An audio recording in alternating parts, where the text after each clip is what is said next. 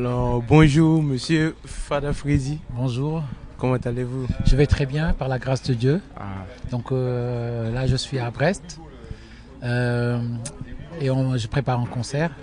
Et jusqu'ici, tout se passe très bien. ça s'est bien passé le voyage jusqu'à Brest. Oui, c'était cool. Là, on est avec mon groupe, on est arrivé, on est passé par Paris Oui. et, pour venir ici. Et c'était pas long, c'est environ 4 heures. Ah, Mais c'est pas c'était vraiment. assez rapide. Ok, on aimerait savoir, votre nom, c'est Abdul Fattah Sheikh. Oui. On aimerait savoir, que signifie vraiment votre nom Fada Freddy du Seine? Bah, Fada, ça vient de mon vrai nom qui est Fata. Ouais. Et parce que mon nom s'écrit F-A-T-H-A. Oui. Et j'avais un ami jamaïcain, quand il lisait mon nom, qui s'écrit F-A-T-H-A, il croyait que c'était l'argot de father, Ok. qui veut dire papa, Oui. en anglais. Et donc, au lieu de lire Fata, il lisait Fada. Ah Parce que bon? les Jamaïcains, pour dire père, ils disent Fada. Ouais, ouais. Donc, j'ai gardé Fada. Ah. Et Freddy, parce que quand j'étais petit, je chantais le reggae aussi, avec les chansons de Freddie McGregor. Oui. Donc, il y avait mon oncle qui m'appelait Freddy, j'ai combiné les deux. Ah, c'est un bon mélange en tout cas. ça sonne bien. Merci. Ok, on aimerait savoir qu'est-ce qui vous a poussé à vous lancer dans la musique et quel a été votre parcours? Bah, à la base, j'ai fait une formation de comptable. Hein. Ah ouais. Vous avez compté les J'ai billets? fait le bac G, mais oui, je pense que je suis pas fait pour être comptable. Bon, c'est vrai que ça sert de temps en temps quand il Ouais. faut faire les comptes, C'est bon. mais je pense que il y a quelque chose dans l'ordre du destin Oui. qui est indéniable dans la vie de tout un chacun. Parce que je me rappelle que j'ai fait ma première télé à l'âge de 4 ans. Oh. Donc j'avais 4 ans, je voulais faire une chanson pour ma grand-mère. Oui. Et j'avais décidé d'aller à la télé pour déclarer de l'amour pour ma Qu'en grand-mère. flamme. La flamme. Et puis je suis allé à la télé. Et Oui. quand j'ai vu les projecteurs, j'ai eu peur. Ah. J'ai flippé et ils m'ont demandé de chanter. Au lieu de faire la chanson d'amour d'Ismaël Lo que je voulais Oui. chanter, j'ai chanté Frère Jacques parce que Frère j'avais Jacques. peur. Donc je suis rentré à la maison en larmes. Oh. Et ma grand-mère qui me dit non mon chéri c'était bien. Donc voilà, depuis toujours la musique m'a toujours attiré. Ça c'est bien ça. Ok. Bonjour monsieur Bonjour. Fada Freddy. Yes. Moi je m'appelle Fanny Adama. Enchanté Fanny. Je suis ivoirien. Yes, la Côte d'Ivoire. Ouais. Et- Babi à en Abidjan. force. Ouais. Les vraiment, éléphants. vraiment aujourd'hui je suis ravi de vous rencontrer. Merci. J'aimerais vous poser quelques questions si Avec vous le plaisir. permettez. Oui, avec plaisir. Ok. Quelle place avait la musique dans votre famille quand vous étiez enfant? Waouh, je suis né dans une famille entre guillemets, je dirais, d'intellectuels, parce que qui aimait bien mettre en valeur tout ce qui est études de la science, parce que mon père était instituteur, donc c'était un proche de Cheikh Anta Diop, l'égyptologue Cheikh Anta Diop. Donc j'ai grandi dans cette ambiance de panafricanisme. Et donc voilà, et je suis le seul musicien de ma famille. Et parce que pendant très longtemps, je ressentais la musique en moi, mais j'étais un peu timide. Ouais. Donc je voulais pas trop montrer autour de moi que la musique m'attirait de plus en plus. Et il a fallu qu'un concours soit organisé au Sénégal avec qui s'appelle le concours de la Voix d'Or dans les écoles pour que mon père découvre enfin que je chantais. Ah ouais. Parce qu'il y avait une délégation du ministère de l'Éducation nationale. Et puisque mon père était inspecteur de l'enseignement, il était dans le public et il a vu que j'étais chanteur, que je chantais. Et d'ailleurs, j'avais gagné le concours. Et c'était justement mon père qui devait remettre le trophée. Et là, j'avais peur de prendre le trophée parce que j'avais de la pudeur de prendre le trophée devant mon père. Et mon meilleur ami m'a fait « Allez, c'est pas grave, c'est l'occasion pour jamais, pour que ton père voit que tu chantes. » Et voilà, depuis ce jour-là, je me sens comme libéré. Mon père m'a donné l'autorisation et la condition, c'était d'emmener des bonnes notes à la maison. Et depuis, voilà, j'ai reçu la bénédiction des parents pour faire la musique. Ok, merci. Maintenant, une autre question. Comment votre famille a réagi quand vous avez décidé de vous lancer dans la musique? Bah, ils avaient peur. Hein. Ils avaient peur parce qu'on sait que le monde de la musique est truffé de tentations. Et il y a aussi pas mal de drogue et beaucoup de choses. Hein.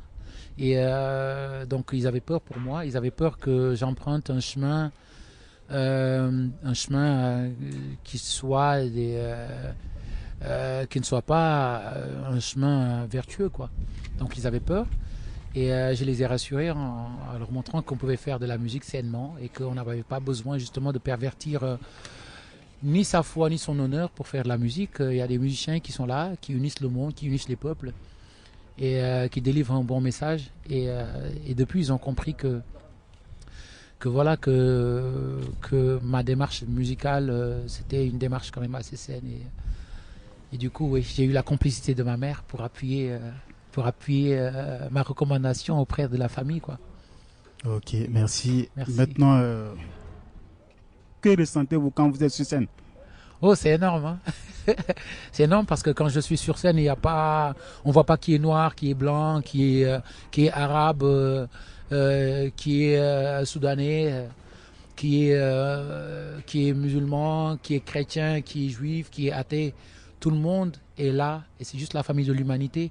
Et la musique est une des rares branches qui amène cette manifestation humaine, cette concordance de cœur.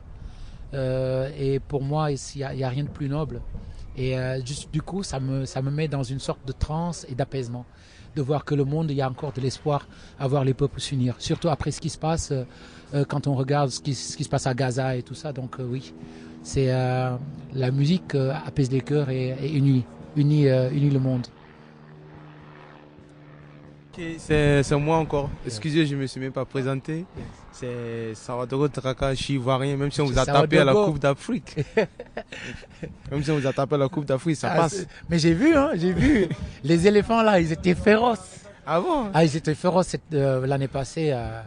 Franchement, c'était même pas l'année passée, c'était cette année. Hein. Ouais, c'était cette année. Les éléphants, ils sont venus de très loin. Ouais. Ils sont sortis du coma.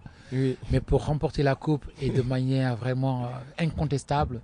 Ouais. Encore une fois, chapeau. Et c'est ça la Coupe d'Afrique, c'est le fait de voir que le football africain avance très bien et que chaque fois il y a de nouveaux talents et de voir aussi que la compétitivité ça s'élève, ça devient de plus en plus élevé. Oui. Et surtout ça nous unit. Nous Africains, ça nous unit. La CAN, c'est une belle fête. Ça fait vraiment plaisir. Et on aimerait savoir, vous avez fait du rap, de la chanson en Wolof aussi. Oui, oui. On aimerait savoir pourquoi faire du gospel. Gospel. Oui, je fais différents styles de musique. Hein. À la base, j'ai grandi avec le hip-hop et la musique africaine et aussi la soul music. La musique que je fais, c'est pas du gospel, mais de temps en temps, il y a des connotations gospel qu'on entend dedans parce que la musique est universelle.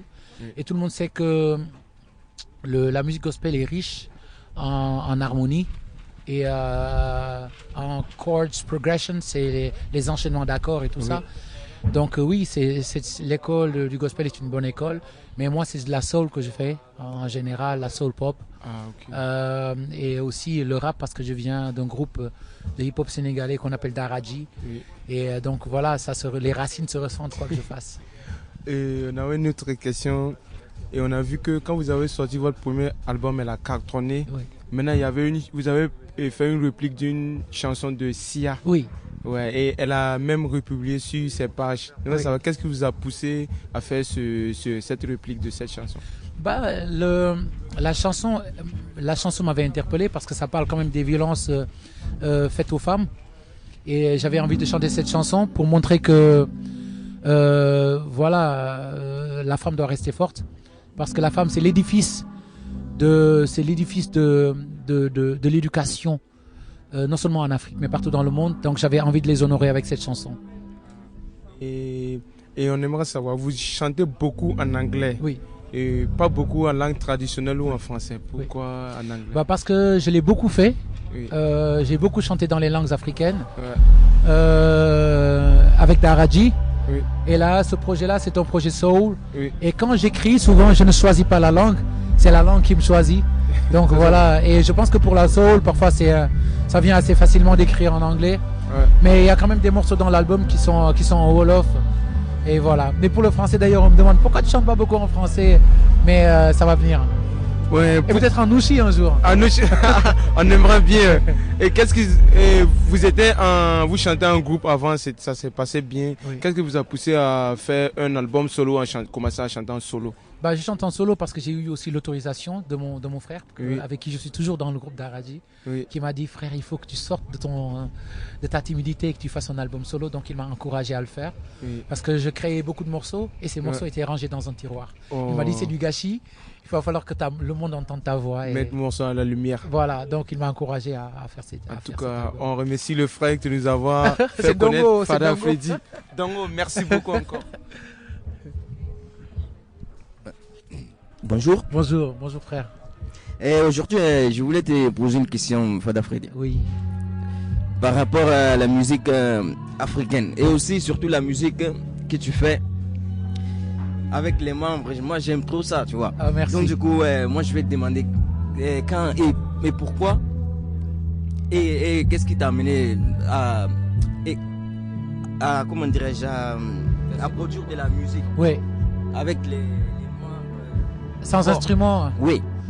Bah, parce que à la base, moi, je joue différents instruments. Je joue à la batterie, à la basse, au clavier, au piano. Je joue pas mal d'instruments. Et à un moment donné, j'avais envie de montrer qu'il faut replacer l'humain au cœur du débat. Parce qu'aujourd'hui, les machines sont en train de remplacer l'humain. Et j'avais envie qu'on se débarrasse des instruments pour mettre l'humain et la voix humaine. Tu m'entends souvent faire des trompettes avec la voix, parce que j'ai envie de montrer que l'humain peut tout faire. Donc, raison pour laquelle j'ai choisi de faire une musique organique. C'est vrai que c'est un pari difficile, mais qui pour moi est un signal assez fort pour quand même respecter non seulement la nature, mais aussi pour remettre l'humain au cœur de l'amour. Parce que aujourd'hui, on est envahi par le téléphone, l'intelligence artificielle. On est tellement acculé qu'on a besoin de retourner à notre humanité. Et pour moi, le fait de faire de la musique, ça nous renvoie un peu à notre humanité. Ok. Et par exemple, la musique, pour toi, c'est quoi la musique pour toi? La musique, c'est Parce non que, seulement... excuse-moi, Oui. parce qu'il y a beaucoup de chanteurs, il y a beaucoup de gens qui chantent aujourd'hui avec plein d'instruments, comme tu dis. Et comment tu vois ça, par exemple?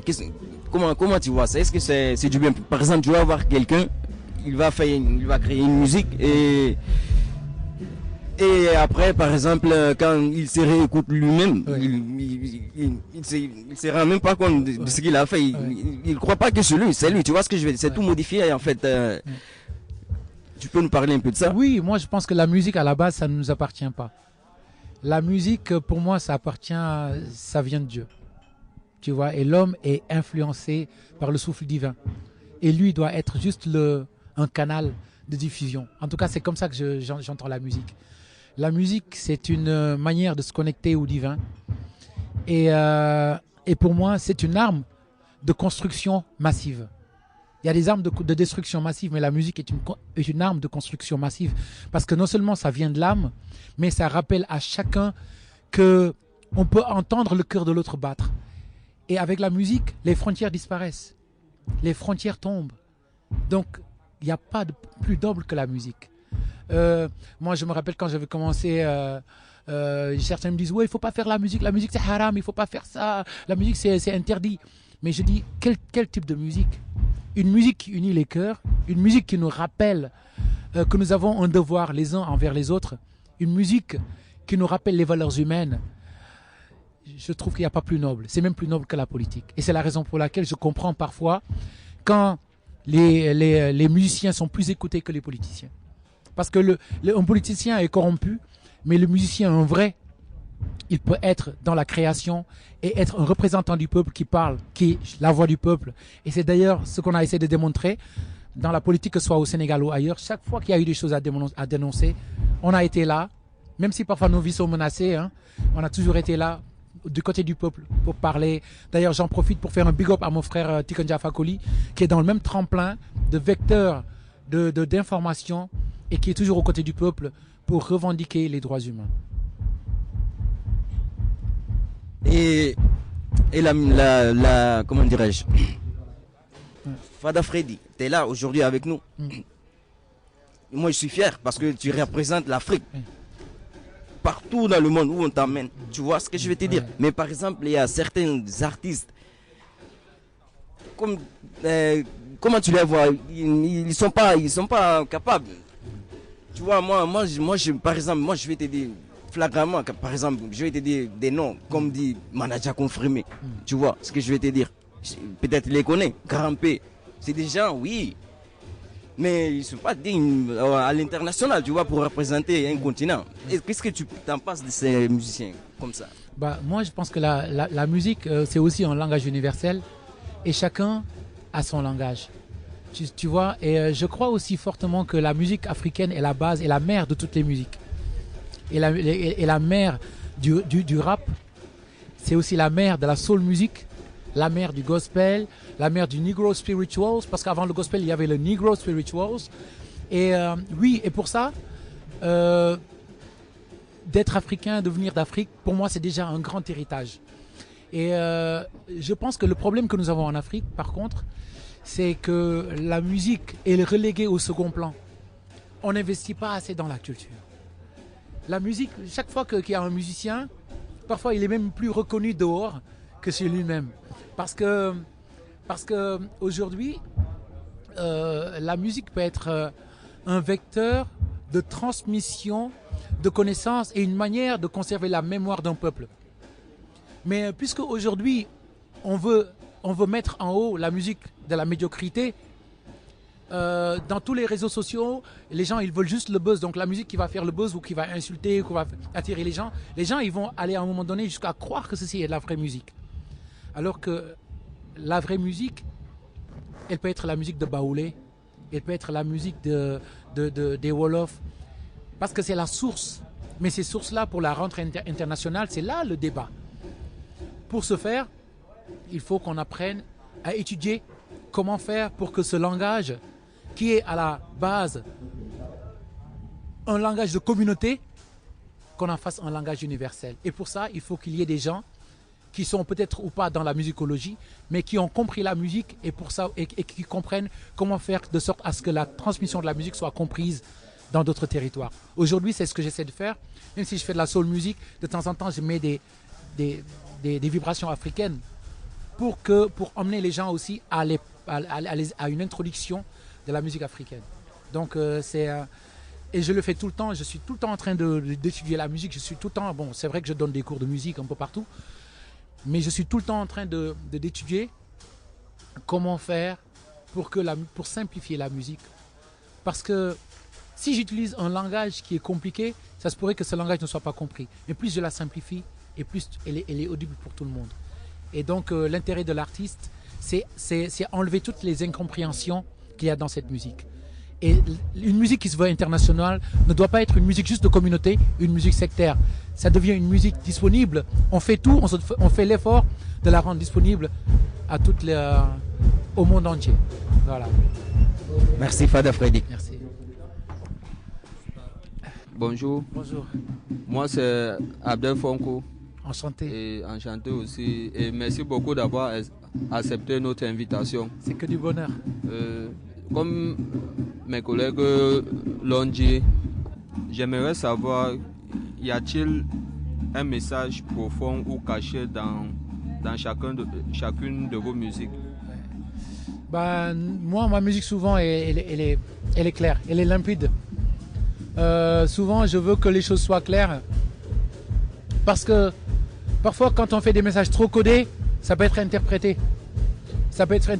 Et puis les gens, ils peuvent dire que c'est un message d'Illuminati ou un message ésotérique ou machin. Il n'y a pas de truc compliqué. Moi, j'ai envie de parler de Dieu, je parle de Dieu. J'ai pas de complexe de parler de la foi ou de parler de religion ou de parler d'unité dans le monde. Et parce qu'aujourd'hui, le monde a besoin que les messages soient clairs. Il y a tellement d'ambiguïté, il faut qu'on soit clair aujourd'hui. Et je pense que mon rôle en tant qu'artiste, c'est d'essayer de rendre mon message de plus en plus clair et de plus en plus audible pour le monde, parce que c'est comme ça qu'on va former les prochaines générations à se comprendre les uns des autres et surtout à s'accepter. D'accord, merci. Et j'aimerais aussi demander comment fonctionne votre créativité. Bah, ma créativité, elle est là tout le temps. Par exemple, même sans ce que vous dites, parfois je peux être inspiré par une couleur. Je peux être inspiré par un mot que tu dis. Je peux être inspiré par le zouglou. Je peux être inspiré par... La rumba. Oui, parce que l'artiste qui est intéressé par la musique en général, il n'y a pas de frontières. Parce que ce serait de s'enfermer, de dire que je vais écouter que ce type de musique. J'écoute du métal, j'écoute Nash. J'écoute le coupé décalé. D'ailleurs, j'ai des amis Baby Philippe et tant d'autres hein, qui j'écoute aussi la musique de l'afrobeat, c'est tout ça et le jazz. Je veux passer de Asalfo à John Coltrane. Donc passer parce que toutes les musiques se valent. Parce qu'on a toujours quelque chose à apprendre de la musique. On n'est jamais trop important ni trop haut pour apprendre la musique. La musique, c'est quelque chose qui doit être écouté, qui doit être nourri parce qu'il y a toujours une information, une nouvel apprentissage de la culture et surtout de l'autre à faire dans la musique. Oui, merci. Et quel artiste ou star aimerez-vous faire un futuriste? Bah, il y a des artistes vivants avec qui j'aimerais chanter, il y a des artistes qui sont morts avec qui j'aimerais aussi chanter. Je pense que Fela Kuti, c'est un artiste avec qui j'aurais aimé chanter s'il était encore vivant. Mon frère Alpha Blondy, j'ai pas eu encore l'occasion de chanter avec lui. Même si parfois on s'est retrouvé c'était à San Francisco, je pense, en Californie, à Reggae on the River, un festival là-bas de reggae. Et plein d'autres artistes, hein. La liste est longue, Fatoumata Diawara, qui est ma sœur, plein d'artistes avec qui j'ai pas vraiment de... Pour moi, la musique, c'est quelque chose qui doit être partagé et j'ai pas vraiment de contraintes. J'ai chanté avec des enfants autistes. La musique, c'est quelque chose qui doit être partagé. Donc chaque fois que j'ai l'occasion, j'en profite pour partager la musique. Merci. Et comme vous le faites souvent avec le corps. Avec le corps là. Oui. J'aimerais savoir, ce don particulier là, c'est depuis le bas âge ou soit c'est au fur et à mesure que vous avez constaté? Bah, je pense qu'il y a toujours une prédisposition, hein. Il y a un destin à être musicien parce que, comme je dis, hein, parfois c'est Dieu qui te met une prédisposition, il te donne, mais après il faut le développer. La musique, c'est pas juste ça de dire « Ah, j'ai du talent » et ça s'arrête là. Il faut travailler. Et moi, je travaille tout le temps. Je suis toujours avec ma guitare. D'ailleurs, il y a pas mal de mes amis qui m'en veulent pour ça. Je suis toujours avec un instrument en train de... Soit je me lève parfois pour aller prier ou pour aller méditer ou pour faire du sport. Mais à part ça, je suis tout le temps avec mon instrument. Même quand je suis avec mes enfants, parfois je suis avec mon instrument. Et voilà, il y a les quality time où je dois promener les enfants, des choses comme ça. Mais souvent, je suis tout le temps avec un instrument en train de travailler. Tout le temps. D'accord. Et la plupart des personnes aussi connaissent que la majorité des chanteurs sont toujours dans des loges, dans des sectes, dans des loges, beaucoup là. Vous, est-ce que on vous a déjà tenté ou proposé ça? Bah, je pense que ça a été proposé à tous les musiciens qui ont une carrière internationale. On propose même bien plus que ça. Parfois, on te propose l'argent pour faire des choses sales. Mais quand on a sa dignité, moi, je porte le nom d'une famille. Et je porte le nom de mon père. Et mon père, il porte le nom de son grand-père. Et mon grand-père porte le nom de son grand-père. Ça veut dire qu'aujourd'hui, je transporte un nom dont je dois être digne. Et rien que pour ça, je dois garder dignement ce nom-là.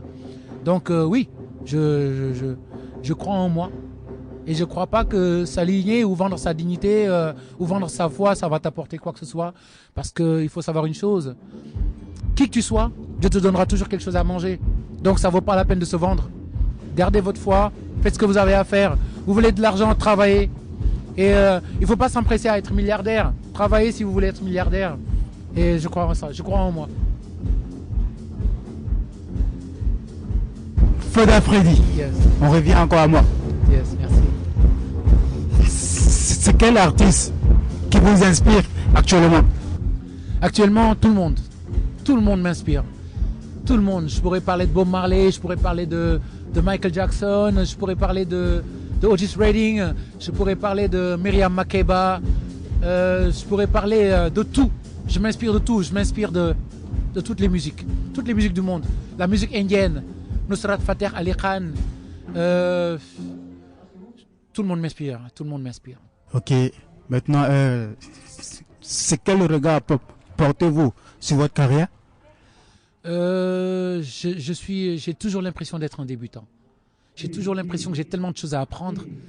J'ai toujours l'impression que j'ai même pas commencé. Et toujours j'ai envie de travailler encore. Pas de travailler pour prouver quelque chose au monde entier. Je travaille parce que c'est une manière de savoir jusqu'où peut aller le potentiel humain. Et donc, je suis moi-même l'expérience de ma vie. Et quels sont vos projets à la longue? Mes projets, c'est d'ouvrir la plus grande école d'art. J'ai déjà soumis le projet à la Banque mondiale pour ouvrir la plus grande école d'art d'Afrique. Et pour que tous les enfants qui n'ont pas les moyens puissent avoir la possibilité d'apprendre l'art et d'avoir l'égalité des chances avec ceux qui sont à Berkeley, par exemple, ou dans des grandes écoles de musique. Okay. Ou même d'art, que ce soit la peinture, la sérigraphie et plein d'autres domaines qui aujourd'hui sont en rapport avec le cinéma ou l'art en général. Et quel message vous pouvez adresser à des jeunes artistes qui veulent également vivre de leur musique? Il faut qu'ils croient en eux. Parce qu'au départ, quand tu as un projet, les gens ils te disent que c'est pas possible. Ils te disent que ce que tu fais là, c'est des enfantillages. La musique, c'est pas un enfantillage. La musique peut changer la conscience d'un peuple. Donc donner de la force à ceux qui font de la musique. Et à ceux qui font de la musique, je leur dis, restez forts. Et surtout, portez un message. Parce que la musique, c'est un message positif. C'est juste la musique qui va éloigner un peuple de sa vraie identité. Qui est une identité d'abord humaine et universelle. Ok. Merci beaucoup Fada Freddy, on a été ravis. C'est un Merci plaisir. de faire votre connaissance avec un artiste international. Que du bonheur. Merci. Merci les gars. Merci beaucoup.